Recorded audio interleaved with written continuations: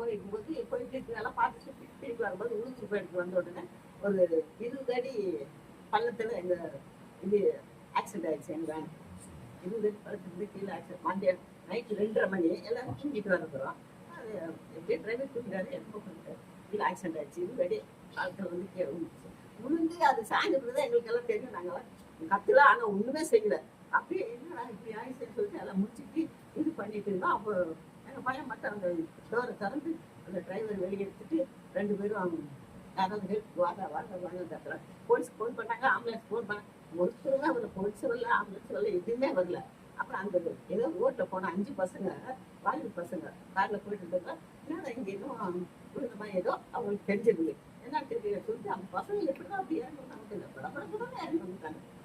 5 பேர் இறங்கி வந்துட்டாங்க, வாலிப பசங்க 5 பேரும் இறங்கி வந்து எங்களை அந்த பின்னாடி டிக்கியை திறந்து எல்லாத்தையும் டிக்கியோட இருந்த பூச்சிங்க எல்லாரும் டம் டம் விழுந்துருந்தாங்க. அதெல்லாம் பூச்சிட்டு எல்லாம் ஒவ்வொருத்தரா ஒருத்தரா ஒருத்தரா கொண்டு வந்து எங்களை வெளியே நிறுத்துறாங்க. வெளியே நிறுத்தும் போது கொஞ்சம் தள்ளி போனா பள்ளம் விழுந்துருவோம். அதனால ஜாக்கிரதையா நிறுத்துங்க சொல்லிட்டு அது வேற கொண்டு எல்லாத்தையும் வந்து நிறுத்திட்டாங்க. எங்களை எல்லாரையுமே நிறுத்திட்டாங்க. அப்புறம் எல்லாரும் வெளியே வந்துடணும். அப்புறம் மறுபடியும் மேலே போய் யாரும் அது வரைக்கும் போலீஸ் வரல, ஆம்புலன்ஸ் வரல, எதுவுமே வரல. திரும்பி எங்க பையன் எஸ்ஐ தான், அவங்க இங்க சென்னைக்கு போன் பண்ணி அங்கிருந்து சொல்லி கூட அப்போ கூட வரல. யாருங்க அங்க போலீஸ் ஸ்டேஷன் யாருமே வரல. அப்புறம் என்ன பண்ணுச்சு, அந்த பசங்க எல்லாத்தையும் இறங்கி விட்டுட்டு மறுபடியும் அந்த பசங்க அப்படியே நின்று எல்லாம் தூக்கி தூக்கி கொண்டு வந்து ரோட்ல நிக்க வச்சுட்டாங்க. எல்லாத்தையும் நிக்க வச்சுட்டாங்க. எல்லாருமே அப்படிதான். ஒரு அம்மாவுக்கு மட்டும் கொஞ்சம் முட்டியில அடிபடல, அவங்களுக்கு முட்டி வலி முன்னாடியே அவங்க நடக்க முடியாது, ஏறியும் வர முடியாது.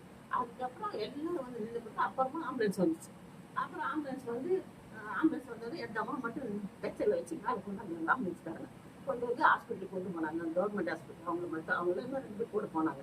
அவங்க போனது அவங்க சொன்னாங்க, இது மாதிரி என்ன ஆச்சுன்னு கேட்டாங்க. இது மாதிரி ஆக்சிடென்ட் ஆயிடுச்சு, இது மாதிரி பள்ளத்தில் என்ன வேன் இது மாதிரி விழுந்துச்சு, ஆக்சிடென்ட் ஆயிடுச்சு அப்படின்னு. ஆக்சிடென்ட் ஆயிடுச்சு, நீங்களாம் உயிரோடு இருப்பீங்களா அப்படின்னு அந்த டாக்டர் கேட்குறாரு. என்ன அப்படி எங்களோட புரியல, உயிரோடு இருக்கீங்களான்னு கேட்டேன். அங்க அந்த ஆக்சிடென்ட் எல்லாம் ஆனாச்சு. செத்துதான் போவாங்க, அடிபட்டு காலை விட்டு கையை விட்டு காலை எல்லாம் போயிடுவாங்க. ஆனா நீங்க நல்லா உயிரோடு இருக்கிறீங்களா அப்படின்னாங்க. அப்புறம் எங்களுக்கு யாருக்குமே எதுவுமே ஆகல. எங்க திங்ஸ் எல்லாம் கூட கொண்டு பசங்க விட்டுட்டாங்க. யாருக்குமே எதுவுமே ஆகலுங்க. கீழே கூட விடலைங்க. ஒரே ஒரு பையன் மட்டும் அடிபட்டுது. அது சாதாரண மூக்கில் அடிபட்டு கொஞ்சம் ரத்தம் வரல, அது மாதிரி வச்சாங்க. யாருக்குமே என்னமா ஒரு கீழே கூட விடலைங்க.